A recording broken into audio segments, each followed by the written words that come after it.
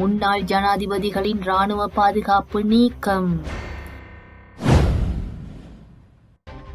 சாவகச்சேரி நகரசபை முன்றலில் போராட்டம். புதிய சபாநாயகராக ஜகத் விக்ரமரத்ன தெரிவு. எலிக்காய்ச்சல் நோய் காரணமாக 99 பேர் பாதிப்பு. குண்டுவெடிப்பில் ரஷ்ய பாதுகாப்பு படை தலைவர் பலி. முன்னாள் ஜனாதிபதிகளின் ராணுவ பாதுகாப்பு நீக்கப்படுவதாக அரசாங்கம் அறிவித்துள்ளது. இதன்படி காவல்துறை அதிகாரிகளை தவிர முன்னாள் ஜனாதிபதிகளின் பாதுகாப்பில் உள்ள அனைத்து ஆயுதப்படை உறுப்பினர்களும் அடுத்த வாரம் முதல் திரும்ப பெறப்படுவார்கள். பொது பாதுகாப்பு மற்றும் நாடாளுமன்ற விவகார அமைச்சர் ஆனந்த விஜயபால இதனை தெரிவித்துள்ளார்.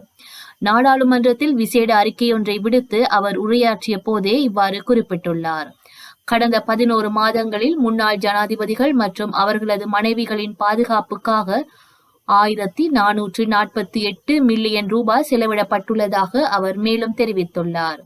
அண்மையில் மஹிந்த ராஜபக்ஷவின் பாதுகாப்பிற்காக நியமிக்கப்பட்ட காவல்துறையினரில் 116 பேர் அகற்றப்பட்டமை குறிப்பிடத்தக்கது.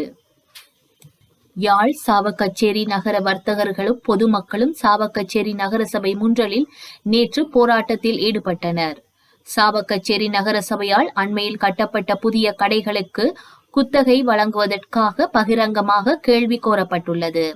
கடைகளை கட்ட ஆரம்பிக்கும் போது 2000 ஆண்டு யுத்தத்தில் கடைகள் அழிவடைந்த வர்த்தகர்களுக்கு புதிய கடை தொகுதியில் முன்னுரிமை அடிப்படையில் கடைகள் வழங்கப்படும் என நகரசபையால் உத்தரவாதம் அளிக்கப்பட்டிருந்தது. இந்நிலையில் குறித்த வாக்குறுதி மீறி கேள்வி கோரப்பட்டமைக்கு எதிர்ப்பு தெரிவித்தும் விண்ணப்பதாரி நகராட்சி மன்ற எல்லைக்குள் வசிக்க வேண்டும் என்ற நிபந்தனையை உள்ளடக்க வேண்டும் என்று கோரியுமே இந்த போராட்டம் இடம்பெற்றுள்ளது. இதன்போது போராட்டக்காரர்கள் நகரசபையின் பிரதான நுழைவாயிலை பூட்டி போராட்டத்தை முன்னெடுத்தனர். இதனையடுத்து அங்கு வந்த சாவகச்சேரி போலீசார் பூட்டை உடைத்து அகற்றியதோடு போராட்டக்காரர்களை கலைக்க முற்பட்டனர். இதனால் நுழைவாயிலில் அமர்ந்தவாறு அவர்கள் தமது போராட்டத்தை முன்னெடுத்திருந்தனர். இலங்கைக்கு வெளியே 77 நாடுகளில் வசிக்கின்ற பிரஜைகள் தங்களுடைய பிறப்புச் சான்றிதழ்களை இணைய வழி மூலம் பெற முடியும் என பதிவாளர் நாயகம் விஜயசிங்க தெரிவித்துள்ளார். இந்த விடயம் தொடர்பில் 2 வாரங்களுக்கு முன்பாக 7 நாடுகளோடு இணைந்து தான் கலந்துரையாடியதாகவும் அவர் தெரிவித்துள்ளார். வெளிநாட்டில் இருப்பவர்களும் இலங்கை பிரஜைகள் என்ற அடிப்படையில் இந்த திட்டம் முன்னெடுக்கப்படுகின்றது.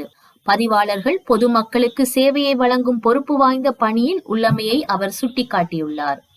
பிறப்பு, இறப்பு, விவாகரத்து தொடர்பான சேவைகளை டிஜிட்டல் முறையில் செயற்படுத்துவதற்கு தேவையான ஏற்பாடுகளை மேற்கொண்டு வருவதாகவும் எதிர்காலத்தில் அடையாள அட்டைகளை விநியோகிக்கின்ற போது ஆட்பதிவு திணைக்களம் மற்றும் பதிவாளர் திணைக்களம் இணைந்து செயற்பட உள்ளதாகவும் அவர் குறிப்பிட்டுள்ளார்.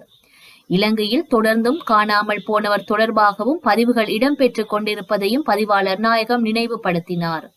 காணி பதிவுகளும் தற்போது இடம்பெற்றுக் கொண்டிருப்பதாகவும் அவர் மேலும் குறிப்பிட்டுள்ளார்.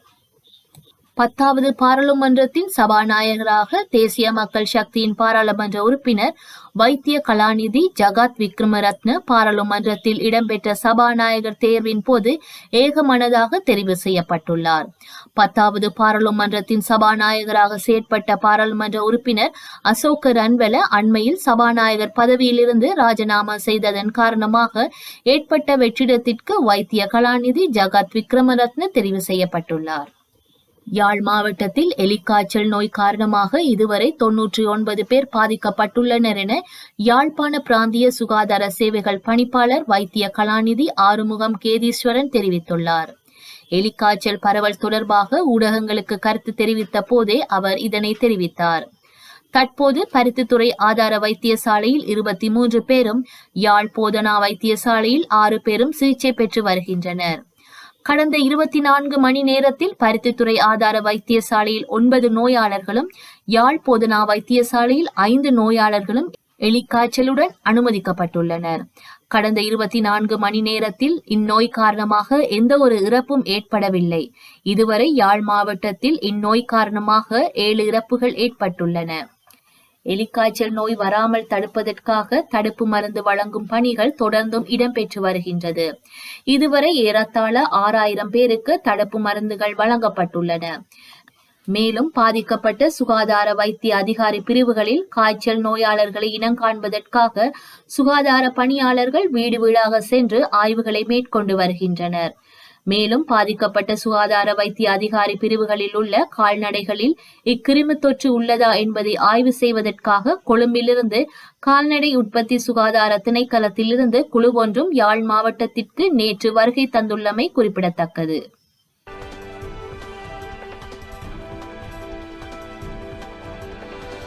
ரஷ்ய தலைநகர் மாஸ்கோவில் குடியிருப்பு கட்டிடம் ஒன்றின் அருகே குண்டுவெடிப்பு நிகழ்ந்துள்ளது. இதில் ரஷ்ய ராணுவத்தின் ரசாயன, உயிரியல் மற்றும் கதிர்வீச்சு பாதுகாப்பு படைகளுக்கு தலைமை தாங்கிய இகோர் கிரில்லோவ் கொல்லப்பட்டுள்ளார். மாஸ்கோவில் உள்ள ரியாசான்ஸ்கி அவென்யூவில் உள்ள குடியிருப்பு கட்டிடத்தின் வாயிலில் எலக்ட்ரானிக் ஷூட்டரில் பொருத்தப்பட்ட வெடிகுண்டு வெடித்து சிதறியதில் இகோர் கிரில்லோவ் மற்றும் அவரது உதவியாளர் இருவரும் கொல்லப்பட்டுள்ளனர் என்று ரஷ்ய பாதுகாப்பு அமைப்பு உறுதிப்படுத்தியுள்ளது. உணவு பிரியர்களை கவர்வதற்காகவே சமூக வலைதளங்களில் நாள்தோறும் புதிய வகையான உணவு வகைகள் தயாரிப்பு குறித்த வீடியோக்கள் பகிரப்பட்டு வருகின்றன. இவற்றில் சில வீடியோக்கள் வரவேற்பை பெறுகின்றன. ஆனால் சில வீடியோக்கள் கடும் விமர்சனங்களை சந்தித்திருக்கின்றது. அந்த வகையில் தற்போது இணையத்தில் வைரலாகி வரும் வீடியோ பயனர்களை கடும் அதிர்ச்சியில் ஆழ்த்தியுள்ளது. அதில் ஒருவர் தனது கையில் சாக்லேட்டை காட்டுகிறார். அந்த சாக்லேட்டுக்குள் சில கிரீம்களை ஊற்றும் அவர் அதற்கு மேல் சிக்கன் டிக்கா மசாலாவை வைக்கின்றார். பின்னர் அதற்கு மேல் மீண்டும் சாக்லேட்டை வைத்து ஃப்ரீஸ் செய்தவுடன் பிரித்து பார்த்தால் சாக்லேட்டுக்கு நடுவில் சிக்கன் டிக்கா மசாலா இருக்கின்றது. துபாயில் உள்ள ஒரு ஹோட்டலில் இந்த சாக்லேட் சிக்கன் மசாலா விற்பனை செய்யப்படுவதாக கூறப்படுகிறது. பஞ்சாபை சேர்ந்த உணவக உரிமையாளர் ஒருவர் பகிர்ந்துள்ள இந்த வீடியோவில் துபாயில் உள்ள ஒரு ஹோட்டலில் இந்த சிக்கன் டிக்கா மசாலா விற்கப்படுவதாக கூறப்படுகின்றது.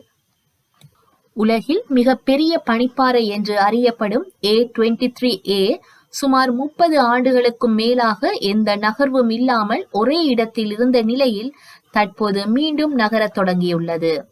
லண்டனில் உள்ள கிரேட்டர் லண்டன் நகரை விட 2 மடங்கு பெரிய அளவில் சுமார் 1 டிரில்லியன் டன் எடையுள்ள இந்த பனிப்பாறை 1986ஆம் ஆண்டு அந்தார்டிகாவில் பில்ஸ்னர் பனிக்கட்டியிலிருந்து உடைந்துள்ளது.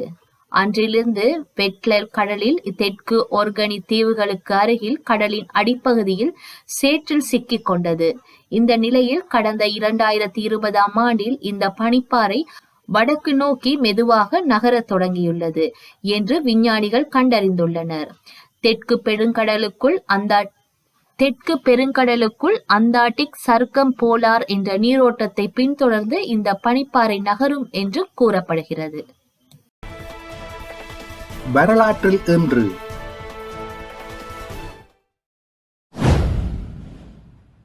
1990 இலங்கையில் திருகோணமலையில் இராணுவ தளபதி லக்கி விஜயவர்தன கண்ணிவெடி தாக்குதலில் கொல்லப்பட்டார். 1999 கொழும்பு நகரசபை முன்னரங்கில் நடைபெற்ற தேர்தல் பிரச்சார கூட்டத்தின் போது சந்திரிகா பண்டாரநாயக்க குமாரதுங்க மீது நடத்தப்பட்ட தற்கொலை தாக்குதலில் தனது வலது கண்ணை இழந்தார். 2006 மலேசியாவில் ஏற்பட்ட வெள்ளப்பெருக்கினால் 218 பேர் உயிரிழந்தனர். 2019 அமெரிக்க ஜனாதிபதி டிரம்புக்கு எதிராக அமெரிக்க நாடாளுமன்றத்தில் கொண்டுவரப்பட்ட நம்பிக்கையில்லா தீர்மானம் 33 மேலதிக வாக்குகளால் நிறைவேற்றப்பட்டது. செய்திகளை உடனுக்குடன் தெரிந்து கொள்ள உடனே சப்ஸ்கிரைப் செய்து பெல் பட்டனை கிளிக் பண்ணவும். மேலதிக செய்திகளை தமிழ் தாய் இணையதளத்தில் பார்வையிடலாம்.